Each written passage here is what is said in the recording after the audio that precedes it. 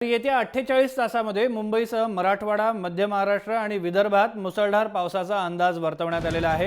हवामान खात्याने हा अंदाज वर्तवलाय, तर मुंबई शहर आणि उपनगरात सकाळपासूनच पावसाच्या सरी कोसळायला पुन्हा सुरुवात झालेली आहे।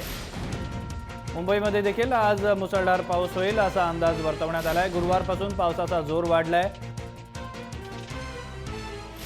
बंगालच्या उपसागरामध्ये निर्माण झालेल्या कमी दाबाच्या पट्ट्यामुळे ही परिस्थिती उद्भवल्याचं हवामान खात्याने सांगितलेलं आहे।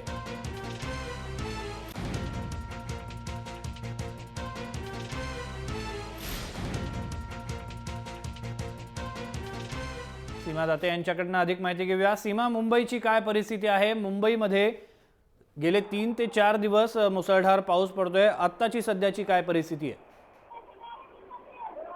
नक्कीच खरं तर मुंबईत आपण बघतोय की 3 ते 4 दिवस सतत मुसळधार पाऊस सुरू आहे आणि आता देखील आपण पाहिलं तर मुसळधार पाऊस मुंबई आणि उपनगरामध्ये पडायला सुरुवात झालेली आहे। पहाटेपासूनच हा पाऊस पडायला सुरुवात झाली आहे, त्यामुळे मुंबईतल्या अनेक ठिकाणी आपण पाहिलं तर आता ट्रॅफिकची समस्या उद्भवते। सध्या रेल्वे वाहतुकीवर कोणताही परिणाम नाहीये किंवा बहुतेक ठिकाणी वॉटर लॉगिंग देखील नाहीये, पण ट्रॅफिकची समस्या जी आहे ती उद्भवते, कारण सतत 3 ते 4 दिवस मुंबईत पाऊस पडतोय आणि या पावसामुळे पुन्हा एकदा मुंबईच्या रस्त्यावर खड्डे पडायला सुरुवात झालेली आहे। त्यामुळे मुंबईकरांना मात्र ट्रॅफिकचा सामना करावा लागतोय। त्याचप्रमाणे हवामान खात्याने दिलेल्या अंदाजानुसार आज एकूणच मुंबईमध्ये 48 तासांमध्ये मुसळधार पाऊस होण्याची शक्यता आहे। त्यामुळे जर हा पाऊस असाच होत राहिला तर मुंबईकरांची मात्र अडचण जी आहे ती वाढू शकते।